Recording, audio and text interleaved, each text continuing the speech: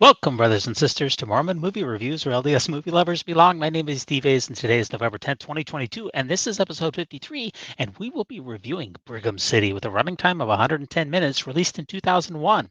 If you want to get in touch with me, my email is mormonmoviereviews@gmail.com. Now, this review works best if you've seen this film before, though that is not required, and a spoiler alert.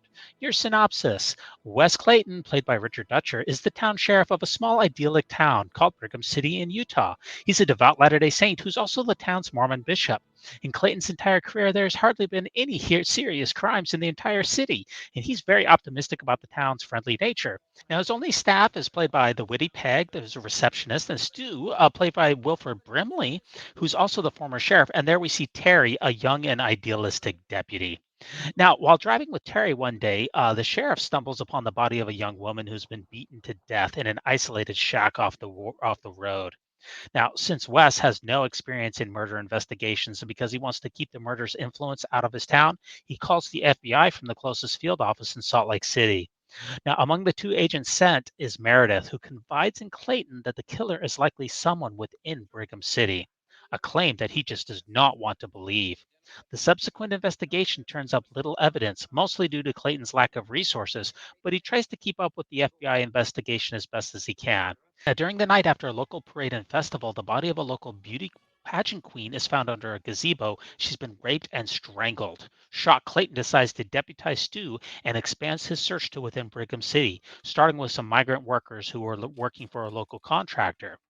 Now, Stu is deputized, and while he visits a convenience store, he stumbles upon an apparent robbery, finding the store clerk, a local girl named Jamie, who has been tied up. But before he can act, he is shot to death by the killer who kidnaps Jamie.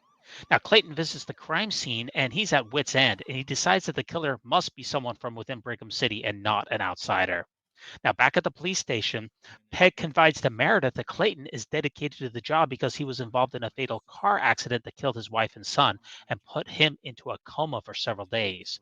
The following morning, Clayton organizes the mostly male members of the church and orders them to inquire at every house and search the property for Jamie, who's still missing. This causes a rift when they go to one house. There's a photographer and his mother, and they do not want to let them enter the home. So Clayton, he forces himself in, and he discovers the man's collection of pornography, but he finds nothing of real importance.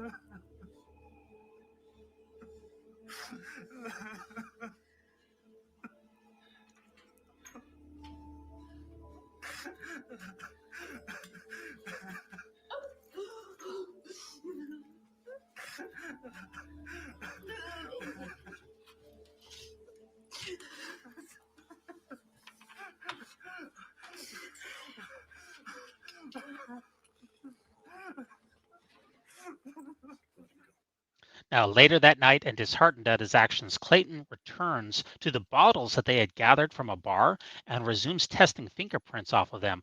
One of the containers tested is a thermos bought by Peg's boyfriend, and they find a hit. Clayton visits Terry later on and talks to him about the fingerprinting efforts. Clayton reveals that he tested Terry's fingerprints from the office and connects him to a criminal who was incarcerated for rape in Arizona several years prior. Clayton deduces that after Terry was released, he assumed the identity of a returned missionary who died in a drowning accident and then moved to Brigham City under this new persona. Terry admits his guilt and is revealed to be involved with multiple disappearances of other young women in the area, as well as the murders. Terry admits that Jamie is now dead and that he put her body along with the others who haven't been found in a secluded area by a nearby forest. Now, preparing to arrest Terry, Clayton is forced to draw his weapon in front of Terry's wife. But then Terry, he retaliates. He draws his gun on Clayton while his wife is hysterical and she shouts at Clayton to leave. But then When I this raise this gun, happens. am I gonna point it at my head or yours?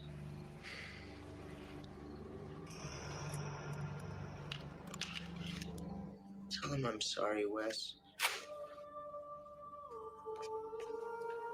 When you see those girls, you tell them I'm sorry.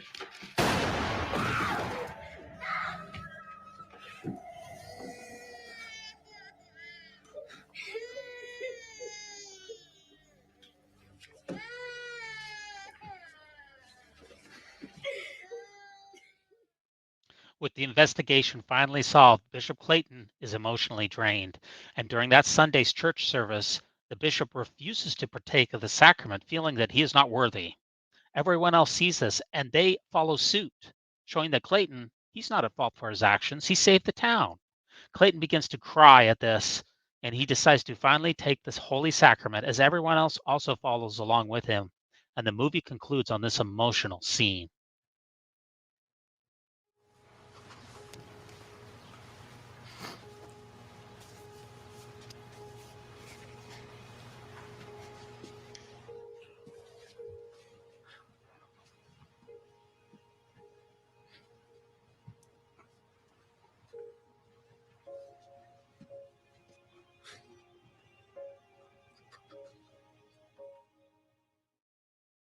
Now, Richard Dutcher, he is the godfather of Mormon cinema, a title that is very important for him personally.